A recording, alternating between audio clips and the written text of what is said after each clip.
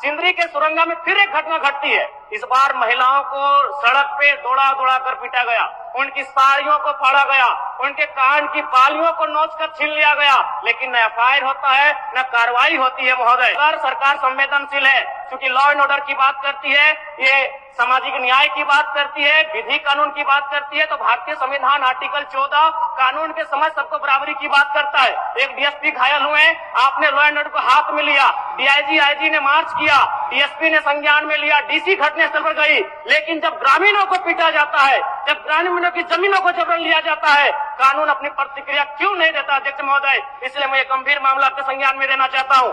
महोदय, भारत है कि जिसके पास भूमि नहीं है, सरकार उसे भूमि आवंटित करेगी, लेकिन यहाँ दुर्भाग्य इस राज्य का कि जिनकी भूमि है, सदियों से, हजारों वर्षों से भूमि पर वो जोत-खोर करते हैं, और आज लगता है कि ब्रिटानिया हुकूमत बरकरार है, ईस्ट इंडिया कंपनी का शासन इस राज्य में बरकरार है। आज इसी प्रशासन के जोर पर आज उनकी जमीनों का जबरन अधिग्रहण किया जाता है। मांडू का मामला को संज्ञान में लीजिए, सुरंगा का मामला संज्ञान में लीजिए, घोरा का मामला संज्ञान में लीजिए। अध्यक्ष महोदय, क्योंकि रोज रोज आपके डीएसपी घायल होने का इंतजार मत कीजिए। विधि के समक्ष अगर सब बराबर हैं, तो रेतों को भी जान जाती है, रेतों को भी चोट लगता है। इस मामले को संज्ञान में लेंगे। महोदय, मैं आगे कहना चाहूंगा, अभी वरिष्ठ नेता ने कहा लॉ एंड ऑर्डर, मैं मानता हूँ कि लॉ एंड ऑर्डर आपका है, लेकिन कहाँ अध्यक्ष महोदय? गांवों में, खेतों में, खलिहानों में, बालू और कोयला के खदानों में, माफियाओं की जेब में आपका लॉ एंड ऑर्डर है। महोदय, मैं पढ़ के बताना चाहूंगा, ओबी डंपिंग को लेकर भिड़ंत, फायरिंग, बमबाजी, रेती जमीन पर ओबी डंप किए जाने को लेकर पहले भी हो चुका है संघर्ष, चले थे गोली बम, मामला जीनागोड़ा का। देव प्रभा आउटसोर्सिंग के समर्थकों व ग्रामीणों में झड़प, पत्थरबाजी व फायरिंग, तीसरा थानेदार का हाथ टूटा। अचानक बमबाजी व फायरिंग से मची भगदड़, पुलिस की मौजूदगी में एक दूसरे पर पत्थर बरसाते लोग। मैंने कहा लॉ एंड ऑर्डर है अध्यक्ष महोदय, कहाँ? गांवों में, खेतों में, खलिहानों में, कोयला के खदानों में, माफियाओं की जेब में। अध्यक्ष महोदय, मामले को गंभीरता पूर्वक संज्ञान में लीजिए। अध्यक्ष महोदय, आज मैं महामहिम राज्यपाल महोदय के द्वारा प्रस्तुत अभिभाषण पे हो रहे वाद विवाद पर अपनी प्रतिक्रिया देने के लिए आया हूँ। महोदय, एक छोटी सी कहानी मैं बताना चाहूंगा। एक महिला थी, उसकी छोटी बच्ची जिसकी उम्र 5 वर्ष थी, वो अपनी माँ से आकर पूछती है कि माँ, छोटे भाई का मृत्यु कब होगा? तो माँ ने पूछा कि बेटी तुम ऐसा क्यों कह रही हो, अपने छोटे भाई को मरने के लिए क्यों कह रही हो? तो छोटी सी गुड़िया ने कहा कि माँ, बड़े भाई की जब मृत्यु हुई थी तो बहुत सारे लोग हमें खाना देने के लिए आए थे, हमारे घर में भोजन नहीं था, हमें कपड़े नहीं था, तो बहुत सारे लोग हमसे मिलने आए थे और हमें खाना देकर गए थे, और मैं चाहती हूँ कि छोटा भाई अगर मर जाएगा तो शायद बहुत सारे लोग आएंगे, हमें भोजन देंगे, हमें खाना देंगे, हमें कपड़े देंगे, क्योंकि हम 4-5 दिनों से भूखे हैं। महोदय, आज यही भाव कोयलांचल के हर एक रैयतों के घर में है कि जब भी हमारी जमीनों का अधिग्रहण होगा, जब कोई कंपनी हमारी जमीन का अधिग्रहण माइंस के लिए करेगी, और जब माफियाओं के द्वारा उन पर लाठीचार्ज होगा, उनके लठेज के माध्यम से उन पर हमला होगा, तो कोयलांचल के रैयत चाहते हैं कि साथ साथ में 2-4 IAS IPS को भी चोट लगे। क्यों लगे?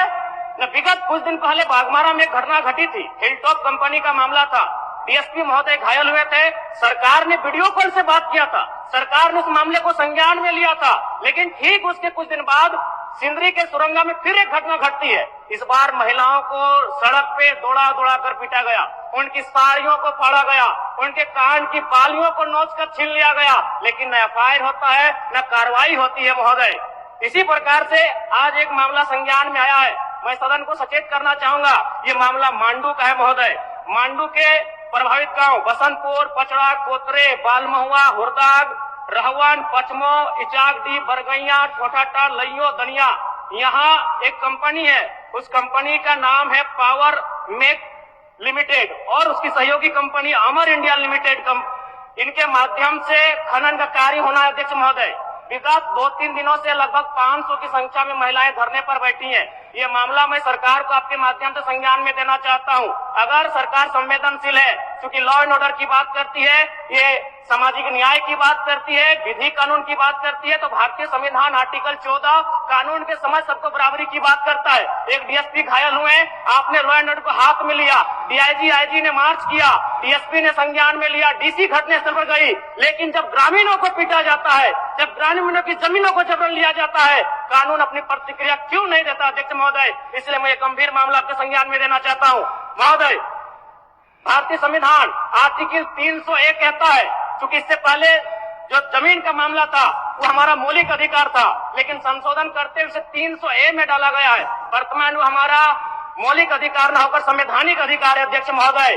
और वो क्लाउज कहता है कि जिसके पास भूमि नहीं है सरकार उसे भूमि आवंटित करेगी, लेकिन यहाँ दुर्भाग्य इस राज्य का कि जिनकी भूमि है सदियों से, हजारों वर्षों से भूमि पर वो जोत-खोड़ करते हैं, और आज लगता है कि ब्रिटानिया हुकूमत बरकरार है, ईस्ट इंडिया कंपनी का शासन इस राज्य में बरकरार है। आज इसी प्रशासन के जोर पर आज उनकी जमीनों का जबरन अधिग्रहण किया जाता है। मांडू का मामला को संज्ञान में लीजिए, सुरंगा का मामला संज्ञान में लीजिए, घोरा का मामला संज्ञान में लीजिए अध्यक्ष महोदय, क्योंकि रोज रोज आपके डीएसपी घायल होने का इंतजार मत कीजिए। विधि के समक्ष अगर सब बराबर हैं तो रेतों को भी जान जाती है, रेतों को भी चोट लगता है। इस मामले को संज्ञान में लेंगे महोदय। महोदय मैं आगे कहना चाहूंगा, अभी वरिष्ठ नेता ने कहा लॉ एंड ऑर्डर, मैं मानता हूं कि लॉ एंड ऑर्डर आपका है, लेकिन कहां है अध्यक्ष महोदय? गांवों में, खेतों में, खलिहानों में, बालू और कोयला के खदानों में, माफियाओं की जेब में आपका लॉ एंड ऑर्डर है महोदय। मैं पढ़ के बताना चाहूंगा, ओबी डंपिंग को लेकर भिड़ंत, फायरिंग, बमबाजी, रेती जमीन पर ओबी डंप किए जाने को लेकर पहले भी हो चुका है संघर्ष, चले थे गोली बम, मामला जीनागोड़ा का। देव प्रभा आउटसोर्सिंग के समर्थकों व ग्रामीणों में झड़प, पत्थरबाजी व फायरिंग, तीसरा थानेदार का हाथ टूटा।